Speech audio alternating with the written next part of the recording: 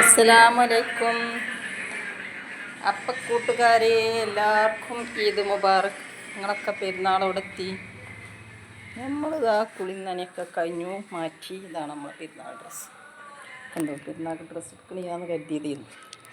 അപ്പോൾ ഏതെങ്കിലും ഇന്നലെ വൈകുന്നേരം കുട്ടിമോനിക്ക് ഒരു 6 മണിക്ക് പൈസ കിട്ടി, അവൻ്റെ ശമ്പളം. അപ്പം നമ്മൾ രാത്രി പോയി 12 മണിക്ക് വരികത്തിൽ എല്ലാവർക്കും ഓരോ കൂട്ടെടുത്തിട്ടോ. പിന്നെ കാക്കാക്ക് ഇവിടെ കഴിഞ്ഞ പെരുന്നാൾക്ക് കിട്ടിയ കുപ്പായസിലുണ്ടായിരുന്നു. കാക്കാൻ്റെ പൈൻ്റും കടിയിലൊക്കെ കൊടുത്ത കുപ്പായസ്. അപ്പോൾ അതടിച്ചാൽ കൊടുത്തു. കുട്ടിമോൻ ഒരു ഷർട്ട് എടുത്തു, എനിക്കൊരു 3 പീസ്. എൻ്റെ 3 പീസ് നിങ്ങൾക്ക് ഇഷ്ടപ്പെട്ട കാണുന്നുണ്ടോ? എങ്ങനെ കാണിച്ചു തരില്ലേ? അപ്പോൾ ഇതാണ് നമ്മളെ 3 പീസ്. അതിൽ ഇരുന്നാൾ ഡ്രസ്സ് എടുക്കൽ കുറവാണ്.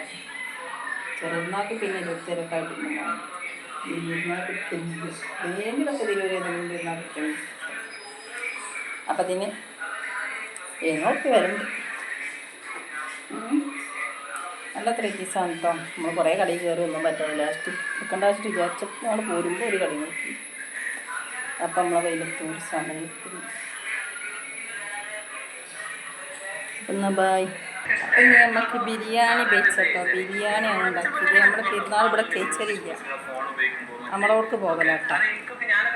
അപ്പത്താക്കിന് നമ്മളമ്മ ഇവിടെ ഇല്ല, അജ്ജിന് വയ്ക്കണം മക്കത്താണ്. അപ്പം നാത്തും വെച്ചിട്ടോ അമ്മ പോയിട്ടില്ല. ഇമ്മ വൈകുന്നേരം വരിക. നാളെ വരുമ്പോൾ ഇപ്പം എന്തെങ്കിലുമൊക്കെ ഉണ്ടാക്കണം. അപ്പോൾ നമുക്കിവിടെ കുട്ടിമാനൊക്കെ ഉള്ളതല്ല. അപ്പം ഞാൻ ഗ്യാസിന് വെച്ചൊരു തട്ടിക്കൂട്ട് ബിരിയാണി ഉണ്ടാക്കിയില്ല കേട്ടോ.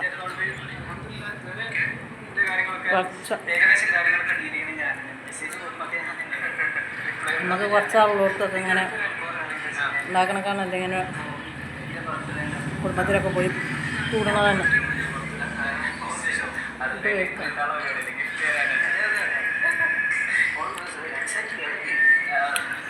അച്ചാറിൻ്റെ ഉള്ളിത്തേരുണ്ട്, ചിക്കൻ ബിരിയാണി.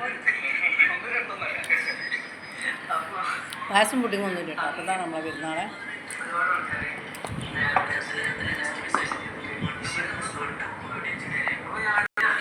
അപ്പോൾ എല്ലാവർക്കും എൻ്റെയും കുടുംബത്തിൻ്റെയും ഈദ് മുബാറക്. ഞാൻ ചോറ് വെച്ചാണ് മക്കളെ, ചോറ് വെച്ചു.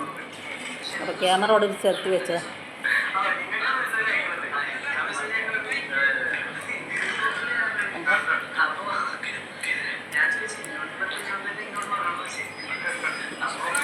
എല്ലാവരും പോരും നമ്മളോർക്കുന്നു. ബിരിയാണി തരാം, പായസം ഉണ്ടാക്കി തരാം, ഒക്കെ തരാം. പൈസ തരാം. നമ്മളെ കയറിൻ്റെ കൊണ്ടൊക്കെ കൊടുക്കണം.